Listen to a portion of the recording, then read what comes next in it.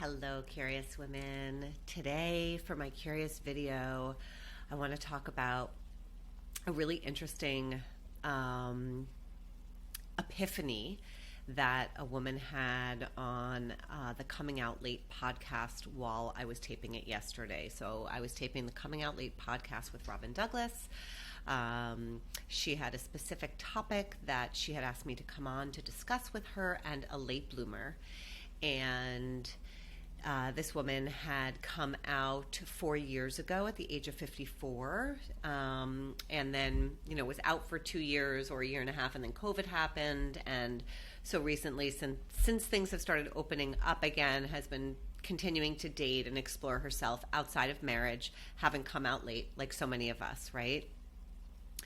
And the topic we were talking about was kind of the lesbian community and how difficult it can be to be in a small pool of women who are all dating one another, especially as a late bloomer. This feels really unfamiliar and energetically uncomfortable for so many women.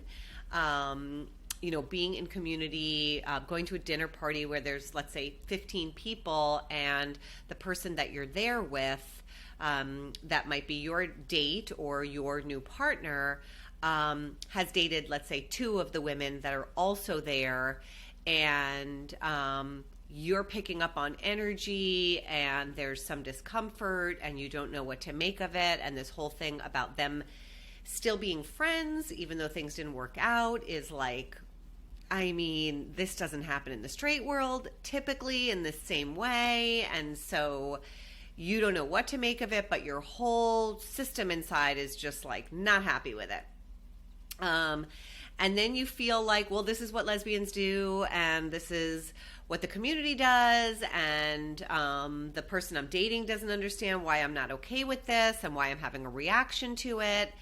And I feel like I just need to kind of like shove myself somehow into being okay with this new way of being in lesbian community with a partner, where there might be somebody I dated there at the thing we're going to, and there might be multiple partners of theirs that are there, and the whole thing is just like, ugh, like really uncomfortable. So twofold. The first thing I want to say is, if this is really uncomfortable for your system, and you know in advance that when you're going to this particular event that there are going to be exes there, you can also have a conversation with your partner where you let them know that you're going to check it out if that feels okay with you, and that if you're not okay with it, that you might need to head out, right? So like maybe you'll go, you'll give it a try, you'll see how it feels. If it doesn't feel good, you're going to exit. Would you like to come with me if I'm going to exit? Do you think you might want to stay? Really maybe giving them the option of what, depending on what the event is, depending on like what kind of date night you guys are having, if that's okay with you, like, for example, is it a concert, or is it like a speaker, or is there something that your partner might not want to miss, like an art opening or something like that? Then, can you actually give them the space to stay, even if you're uncomfortable, and you take care of yourself and your own system and you leave, right? So these kinds of conversations can happen before any event. They can happen even without having an event scheduled, where you guys just get to have a conversation about, hey, my system does not react well to this thing, and I don't know how to do it, and I'm uncomfortable with it, and I'm really okay with that. So let's talk about what's going to happen when we do have an event like this. So that is tip number one. The second thing that happened with this late bloomer that was on the podcast with us was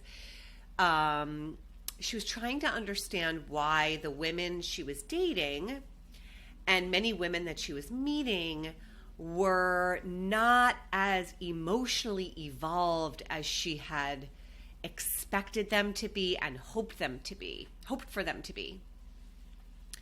And as we went through this podcast and recording the podcast, she had this epiphany, which was that she had put expectation onto women because they're women. Women are women, right? We we are given sort of a little bit more space to be emotionally connected than men are, in terms of how we're socialized.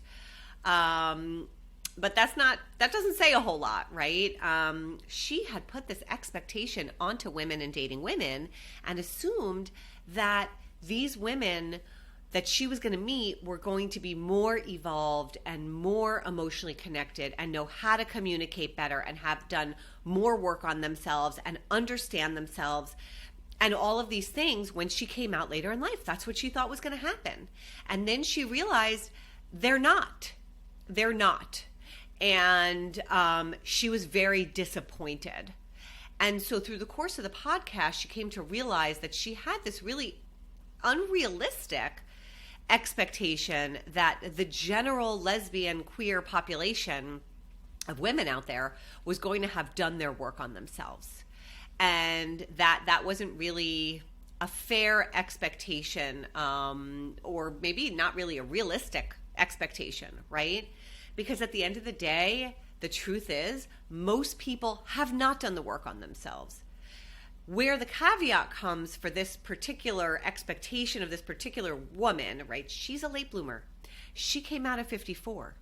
To come out at 54 after a lifetime of having been married or with men, you have to go through some pretty deep work and digging and evolving of your own, or you will not be able to come out.